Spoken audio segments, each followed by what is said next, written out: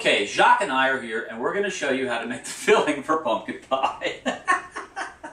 Okay, you start off with your ingredients need to be at room temperature, and you need to have 3/4 of a cup of heavy cream, 3/4 of a cup of milk.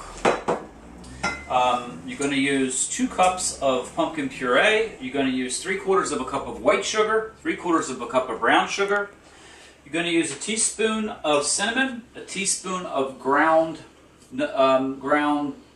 ginger, a teaspoon of kosher salt, a 1/2 teaspoon of allspice, and a 1/4 teaspoon of nutmeg. And I use my nutmeg. I grind my own nutmeg from the seed itself, the pod itself. Okay, so you start off with cracking 2 eggs. All you need is a whisk for this. So you start off with 2 eggs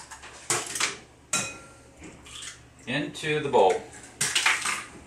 Good thing is by starting with the eggs, you can tell if you put any shells in there, which I didn't. So you whisk that up. This is so funny. I remember, I just had this memory from when I made my very first pumpkin pie.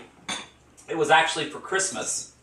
And so then what you do is, you just add all the remaining ingredients, and you just whisk it all together. Simple as this can be. It was my first pumpkin pie, and I put all the ingredients in, at least I thought I did. That's the heavy cream. That's the milk. But what I forgot to put in was the sugar. So it turned out looking beautiful, and a friend of mine, Don and Mary Angela, came for Christmas morning breakfast, and I served the, that's the allspice. I served the pumpkin pie, and Don loves pumpkin pie. So he took a great big slice of it, and he took one forkful, and then he just stood there with the plate in his hand. So I was like, Don, what's up with the pumpkin pie? How come you're not eating it? I said, is it not any good? And he said, no, it's really good. And he took another forkful. So I was like, all right, I got to taste this. So I tasted it and realized there was no sugar in it. But that was my first one. Anyway, so you make mistakes when you're cooking. And I just grind. The nutmeg is really simple, and you get really strong flavor with this. I find that if you buy it in the cans or in the jar, it doesn't have nearly as much flavor as when you grind it yourself, and it's simple as pie to do. And you want about a 1/4 teaspoon of this in here. So, there you go. So you just mix all this together with your whisk. My oven is preheating to 350 degrees.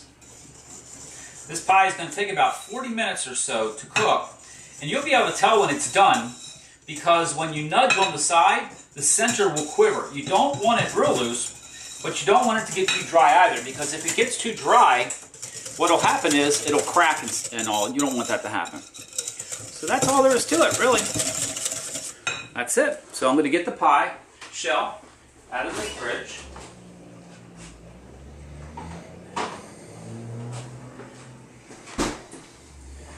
And the egg wash, the egg yolk wash is dry.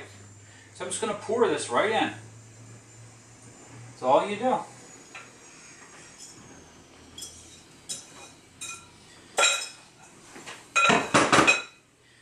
Fills it right to the top. And now I'm going to pop it into the oven. And we'll come back and look at it in 40 minutes. Unfortunately, I won't be able to taste it because we're serving this for Thanksgiving Day. But voila, pumpkin pie.